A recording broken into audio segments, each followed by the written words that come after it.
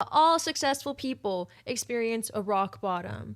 Every self-made successful person has had a rock bottom. And rock bottom forces you to look at yourself. It forces you to look at your dreams, to the things you've neglected. I see rock bottom as a trampoline. The farther you drop, the more velocity there is, the more potential energy there is for whenever you hit it. If met with the right mindset and things and tools that we will discuss, then you will only bounce back even higher. Hi, I'm Chaleche. Welcome to my channel. I'm in a new setting in my new apartment. Finally living alone. Living alone has been something that I wanted to do for a really long time, but I always felt like I couldn't do it, and it could be a limiting belief. And it was. And it was very scary for me to take that venture on, but I finally did it. And boy, oh boy, did it not come easy. No. I had so much go wrong to where I hit rock bottom. I see rock bottom as a trampoline, and the farther you drop, I like to think, the more velocity there is, the more potential energy there is for whenever you hit it. If met with the right mindset and things and tools that we will discuss, then you will only bounce back even higher. Kind of like the rubber band effect, rubber band theory. Once you're stretched to your limits, you can be launched off into greater things. Same thing with the slingshot effect. Sometimes you go back to go forward. And I truly believe that all successful people experience a rock bottom. Every self-made successful person has had a rock bottom. Every person in general is not immune to hardships in life. Nobody is. But what separates one from the other, even if they both go through the same exact experience, what separates one from the other is that one would have a positive mindset and the other one will have a victim mindset, a hopeless mindset. So it's not that one is more special than the other. It's that one took its circumstance to amplify itself and the other one decided to play dead. Hardships are just a part of life, but really what we can control is our outlook on it. Through the process of trying to get to my apartment, I applied to so many places, so many. I had stack of papers of all the different places I've toured. I was communicating with different realtors. I've endured so much disrespect from different people and realizing, okay, I'm not going to work with you. I'm not going to live there because of that disrespect, because that's basic human decency. And I'm not going to surround myself with people that disrespect me. I didn't earn enough income for some places. I couldn't find it in the right timeline that I was looking for. And then on top of that, the people around me were doing their best to like try to be characters in my life, like active players in my life. But they were doing their absolute best on trying to like hurt me, literally trying to hurt me, and literally stole from me and literally take from me financially. But they don't deserve a cameo. The craziness of all the things piling on top of me and like the financial loss of it all. And my car got totaled with no insurance help, and my living situation was not safe. It was crazy discouraging, where I would contemplate death. Can I say that? Contemplate opting out. And I have a problem with that because the sunk cost fallacy really does play a big role in my life. Like, the thought of death does not sound relaxing to me. It just sounds like a pussy escape. Granted, everyone's subject to their own beliefs because nobody's like 100% for sure what happens after death. But I really do think that you carry on whatever karmic things happen into your next life. If we have next lives, which I do think there's something there to it. Yeah, I really do feel like you're not game over. You're not escaping the game of life. You're just restarting. Like, you're restarting. It's like when you die in Minecraft. Yeah, and all your things are lost because you couldn't respawn or you couldn't find the place that you died. Like, ugh. No. I've come too far to give up. I've come too far to give up. I've always had it in my heart that I can be successful, that I will be successful. And I've always known my creative endeavors were always something that brought so much joy to me for a reason. I've always known that I wanted to share my spirituality and my wisdom with YouTube. I've always known that. And rock bottom forces you to look at yourself. It forces you to look at your dreams, to the things you've neglected. A tower moment, having your foundation being shattered, forces you to face yourself clearly. I don't know if this sounds cruel, but rock bottom can be a gift depending on the person. Now, that doesn't mean you can't feel the pain and the loss of the situation. No. You have to. You have to go through the pain. You have to. The more and the more you go through painful experiences, the faster, depending on the individual, the turnover rate.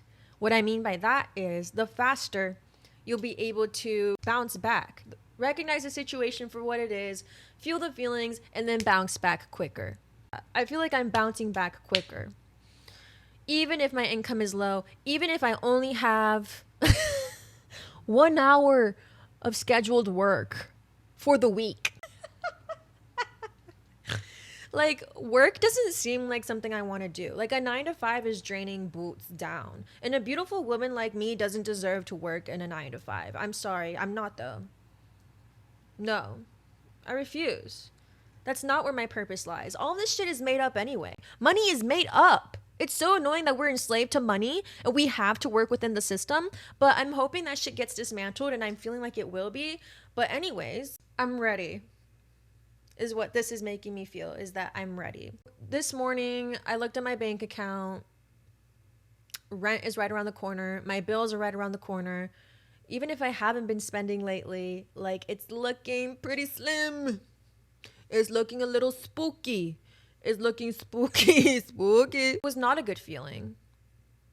And I hate being in a scarce mindset. I hate being like that because I'm so aware that there's so much abundance in this world. There's so many people that are filthy rich, that have an abundance. And if all of it is fake, then why can't I attract that abundance? Why not me? Why not you? If I have these dreams in my heart and it's in my mind, why can't I get it too? Why not me? So therefore, it will be me because I said so, because I have nothing to lose. And that's what rock bottom does to you. It says middle fingers to all the excuses of the past. And it really says it's time to get down and dirty and bounce back up. It's time to start jumping on that trampoline of rock bottom. I don't plan to get another 9-to-5, but in a practical sense, I've been considering getting like a little weekend job or something. Ultimately, I would love it if YouTube would get monetized for me, but I want to provide more YouTube videos so that I can expand that for myself. You know, I always see videos of people that are already successful and they show their story, but I know I'm going to be successful, so I'm going to start recording now to show people that it's possible. And that my mindset is the exact mindset I need to be successful.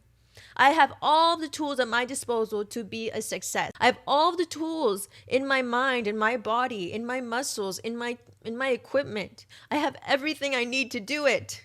I am the magician. I am the alchemist. I can, and so I will. It's not to say it's not hard sometimes. But you know what's harder? Is staying where you were at. Is not having anything to look forward to, is not having any type of purpose. As humans, we need that. We need some type of goal. We need to be in search of something. As humans, you are literally dying on the inside without that. And it feels purposeful because I'm using my voice. I'm sharing my thoughts, my life.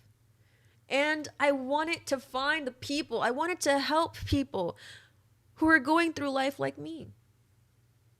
Because like I said, no one is immune to hardships. Nobody is. Now, where your attention goes, energy flows, right? That's the saying, right? Where your attention goes, energy flows. So that means nobody's immune to hardships. But if I choose to put all of my energy into those hardships, then I would not be able to get out of bed. No. I would be a victim to life. And my mentality would start confirming that in my external reality, right? Even more so, because I'm like feeding dry wood to that fire. But I refuse to keep doing that. That doesn't mean you can't feel that pain. Feel it. In the very early stages of whenever I was going through different versions of rock bottom, it was really hard the first time to climb out. What I really needed was somebody to listen to me. I really needed somebody to just validate the pain that I was experiencing. Because when people would present solutions, it felt dismissive. When people would present hope, it felt like a slap in the face. Because I was so stuck on the mentality that that's not fucking fair. That X, Y, and Z got all these cards dealt to them and I got these shitty ass cards.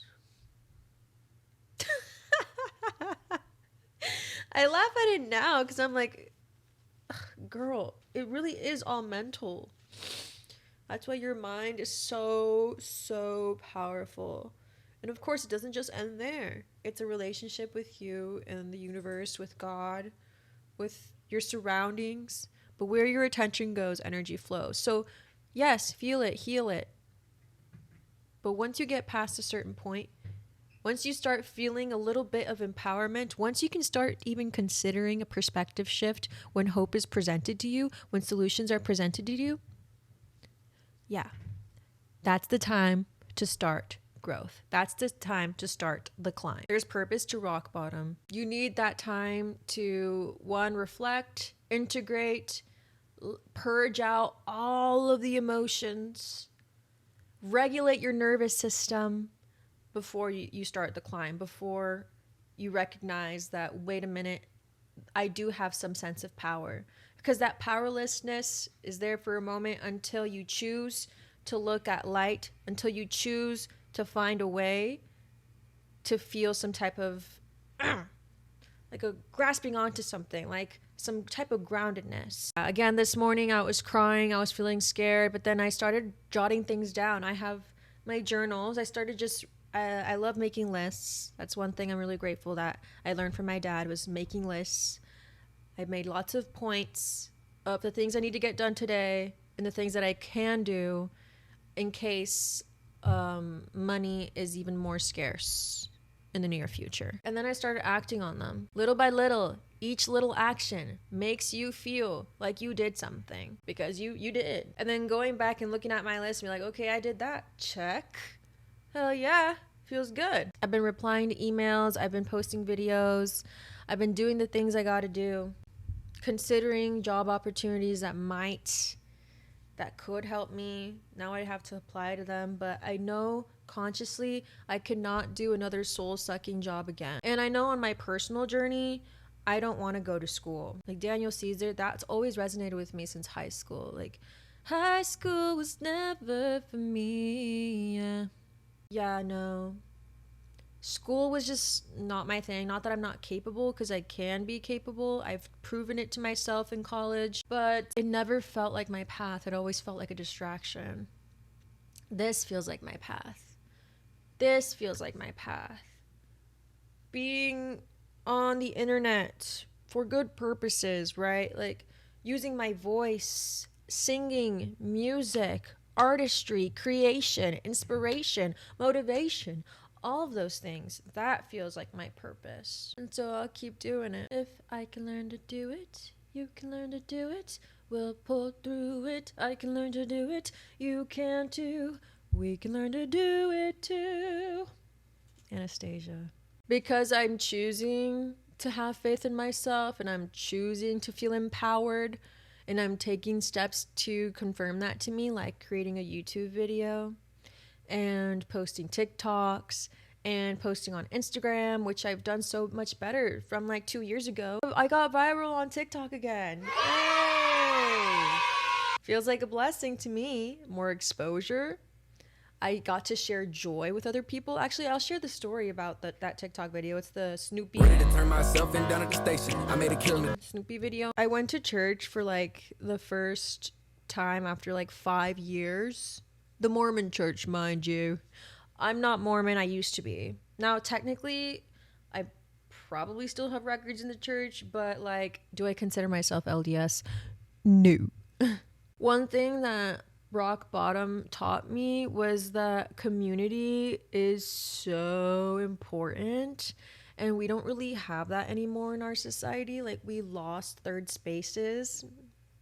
The first space being the home, the second space being work, and the third space being community, places that are common for community. We don't really have that anymore. Maybe there's very niche small places like that, but in general, people just go to work and go home. And if you're lucky enough, you'll have some chill friends, unless you stick around with fake friends, which we do need to make a video on. My mom and my dad were there for me in my rock bottom. If it were not for them, I probably, like, I was really, like, I probably, you know what I'm saying? Like, and that's not funny. That's not cool. Because, like, that's so annoying. Like, just knowing they were there for me and they saved me in more ways than one. They're still LDS. They had a lot of their friends pray for me, and that's always nice, you know? Like, yeah, I believe in prayer. I believe in, like, sending energy to another person, good or bad. Like, yeah, I'll accept that good energy. My mom was like, it's not okay that we have to drive so far to come and see you. And I need to make sure that you're good and that you're safe. So I need you to come to church with me this Sunday so that you can have somebody to contact in case, like, your dad and I can't be there. And I was like, oh, okay.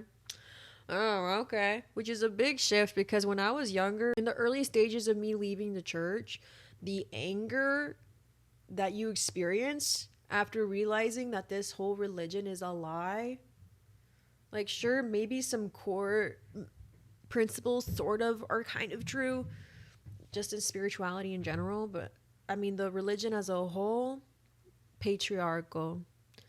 The way it was founded, the CES letter, girl. The bite model, girl. It's a cult. But, like, I used to have so much hate for the church and so much resentment, and because there was so much work that I had to do to reframe my mind, to reframe regular things, normal things for other human beings, that for me, it took me a long time to figure out, like, enjoying pleasure, not feeling guilty, and having the need to overcompensate my honesty to not be perceived as a liar. The need to constantly confess any little thing that I felt guilty for. The need to feel guilty for every little thing. Oh my goodness. It was like a jail in your brain. So to, like, rewire all of that in my brain, yeah, of course I had a lot of resentment built up, but, like, to not feel anything at all towards the church anymore was like, oh, okay. Like, I was like, oh, okay. She's matured, she's grown, lots of time has passed. And you know, I have no hate against the people. Like, that's not their fault. It's not their fault. It wasn't my fault that I grew up in the church. Anyway, it was all right. My mom made the connect she needed to make.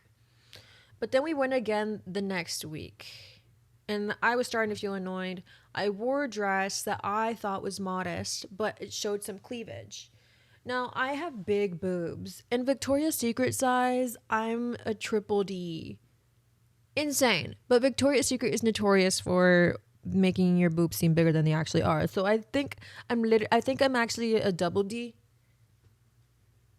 But anyways, the point is, I got big ass boobs. Like, that doesn't mean like I'm trying to over sexualize myself. It just means I got big boobs. And you could see some cleavage. And she was like, the disapproving look that she gave me, and just like the judgment, brought me way back then, when I was still going to church and I didn't want to go, when I was still living with my parents. So I felt like I didn't have much of a say. Like, I was under their reign, their control. And they, in their minds, are doing the best that they can with what they know. So, like, I can't even blame them. It was a whole thing. Like, being understanding of the situation and not having anger towards them exactly, but they're the ones perpetuating the things that the church things that I disagree with.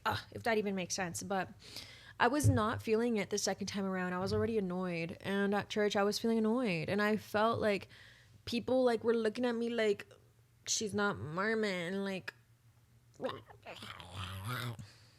I don't know what that was, but and so during sacrament, I went to go use the restroom. And upon searching for the restroom, I found a classroom that was empty. And so I was like, let me go in here. Let me do a little TikTok dance. And this TikTok dance I had just seen the same morning. And I was like, oh yeah, love Snoopy down. Yeah, maybe I'll do that later. And I watched it like 2 times and then did the little dance. I took like 3 takes. The first take, I did not smile at all. Like I was just not happy yet. The second take, I was like still getting in the groove of it. And then the third take, which is the take I posted that went viral, my smile and my joy was like pure. Like I was actually having fun at that point. Like since I did the dance, actually, I was feeling happy. Like my joy came back to myself because I danced. And dancing was an action of joy for me. And I walked back into church with a different attitude. Like I was just happy because that changed my energy. You know what? I'm choosing not to stress myself out because where attention goes, energy flows. So I'm choosing not to look at the negativity at its face. I'm going to look at the opportunities. It's like, actually, I saw a TikTok video of this lady say this today. I loved that video. It was a lady saying, if I asked for a giraffe and there was a hippopotamus next to me, I wouldn't go and pet the hippopotamus just because it was next to me. I didn't ask for a hippopotamus. I would be showing the universe. I'd be showing God that, oh, I'm okay with hippopotamuses, even though I asked for a giraffe. No, I'm waiting for my giraffe. So I'm going to pretend that it doesn't even exist until I see my giraffe. Because you don't entertain things. You don't accept things. Don't accept things that aren't aligned with you. I'm doing my best. And doing my best is empowering. Because I can say I'm doing my best. Which gives the universe room to do their best for me too. The universe is pretty neutral. Humans are the ones attaching meaning to things, good and bad and the in between and all of that. That's powerful. Humans are the ones attaching meanings to things. I'm attaching that to it, which makes it even more powerful to choose to reframe it. So reframing solitude over recharging my energy, recalibrating and integrating into myself, reframing feeling defeated to a sense of empowerment, reframing loss to an opportunity, reframing rock bottom to rerouting my path to success, forcing myself to look at myself and bounce back better. Bounce back better. I like that. BBB, bounce back better. Bounce back better. This is B in sign language. Oh, you will be seeing me. You will. You sure will. Oh, yes. And I'll be big and fabulous and super famous and helping the world. Yes. Brick by brick. This is another brick. Another brick in my empire. Rome wasn't built in a day. And she slay. Thank you guys for watching my video. I hope that you got something out of this. I'm happy to be on this journey with you guys. And I know the blessings are already flowing to me. I love you guys. You got this. We got this. Please share in the comments stories, experiences, what stood out to you, if you enjoyed this, if you'd like to see something, if you want a specific topic, anything. Because this is our community that I want to build. I don't have to go to the Mormon church to find that. I can build my own community. So yeah. Bye guys. Love you. Mwah. See you next time. Much love.